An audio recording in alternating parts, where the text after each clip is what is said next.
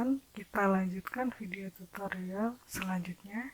Dan di video tutorial kali ini adalah video tutorial terakhir mengenai seri mengenal Laravel 5. Di video kali ini kita akan belajar mengenai validasi pada Laravel 5. Jadi di Laravel sendiri ada yang namanya validasi. Dan di validasi ini setiap data pada form akan dikirim sebagai request.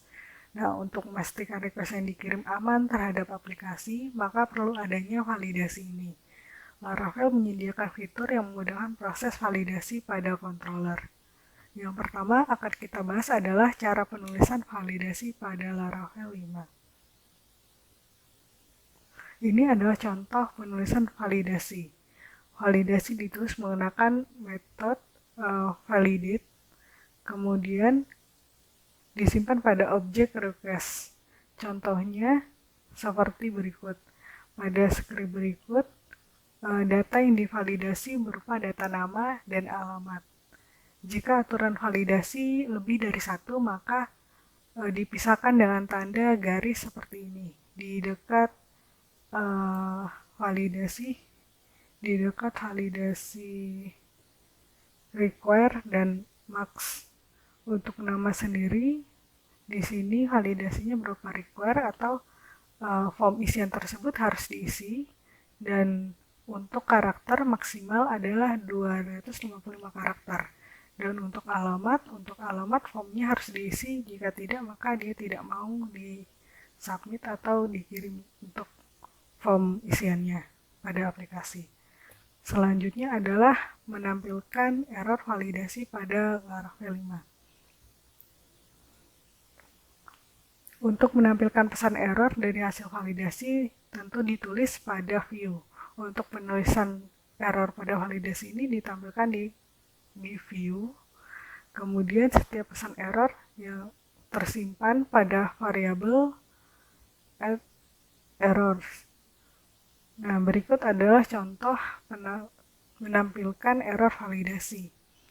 Di sini untuk setiap error akan dimunculkan alert atau peringatan yang berwarna merah jika ditampilkan melalui menggunakan bootstrap, dan dia akan melooping setiap error yang ada jika validasi pada form tersebut yang diisi tidak terpenuhi. Kemudian kita akan membahas mengenai cara mengubah pesan error pada Laravel. Laravel sendiri telah menyediakan pesan error untuk masing-masing aturan validasi. Namun tentu saja dalam bahasa Inggris. Nah, untuk mengubahnya dan menambahkan parameter lagi di belakang aturan validasi, kita bisa menggunakan contoh berikut. Di sini ada pesan untuk validasi berupa form nama dan form alamat. Untuk form nama, jika kondisi validasi berupa require dan maksimal karakter 255 ini tidak terpenuhi, maka dia akan menampilkan pesan error nama tidak boleh kosong. Begitupun dengan alamat. Dan selanjutnya adalah mengenai berbagai aturan validasi. Laravel menyediakan banyak sekali aturan validasi yang terangkum pada dokumentasinya. Kita langsung buka saja dokumentasinya. Nah, untuk di dokumentasinya dijelaskan mengenai banyak aturan mengenai validasi. Di sini ada pengenalan validasi, pendefinisian root-nya bagaimana, pembuatan controller, menulis logika validasi, menampilkan error validasi, penambahan catatan tambahan pada fields validasi, kemudian ada pembuatan form request, autorisasi form request, mengubah pesan error, dan pembuatan validasi secara manual. Ada automatic prediction, name error bags, after validation hook. Dan juga ada cara bekerja dengan pesan error. dan cara mengubah pesan error. Di sini juga sudah dijelaskan di dokumentasinya secara lengkap. Dan untuk yang kita bahas sebelumnya tadi mengenai berbagai aturan validasi ada di menu Available Validation Rules. Di sini ada beberapa list validasi yang tersedia berikut dengan rules atau aturannya pada setiap fungsi. Di sini ada banyak, ada mengenai tanggal, mengenai email, mengenai file, mengenai ukuran file dan waktu dan lain-lain.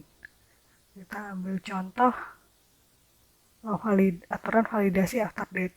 Kita ambil contoh salah satu saja ya. Nah, pada isian validasi dia harus memberikan nilai setelah tanggal tersebut diberikan. Tanggal akan disimpan pada fungsi PHP str2time penggunaannya. Kemudian di sini ada contohnya start date untuk pilihan form tanggal mulai, dan data tersebut pada formnya harus diisi atau require. Kemudian ada validasi berupa date yang berarti isian datanya harus berupa tanggal, dan after tomorrow. Untuk after tomorrow ini berarti pada isian formnya berupa tanggal hari ini dan setelah besok. Jadi tanggal sebelumnya tidak dapat diisi. Kemudian untuk datanya akan dievaluasi menggunakan fungsi PHP tadi, str2time, dan untuk melakukan spesifikasi file lain untuk mengcompare datanya, kita bisa membuat finish date atau tanggal selesai. Jadi kita bisa membuat rank tanggal antara tanggal mulai dan tanggal selesainya. Dengan validasi berupa required atau datanya harus terisi, kemudian ada date, berarti datanya harus berupa tanggal, dan after start date, yang berarti datanya harus berupa tanggal setelah tanggal mulai yang dipilih. Misalnya tanggal mulai yang dipilih adalah tanggal 21 dan tanggal finish date-nya atau hari selesainya harus dipilih setelah tanggal 21. Jadi untuk tanggal 20 dan sebelumnya akan disable atau tidak dapat dipilih di aplikasinya. Saya rasa cukup sekian untuk pembelajaran terakhir kita mengenai pengenalan Laravel 5 ini. Dan sampai jumpa di video tutorial selanjutnya. Terima kasih.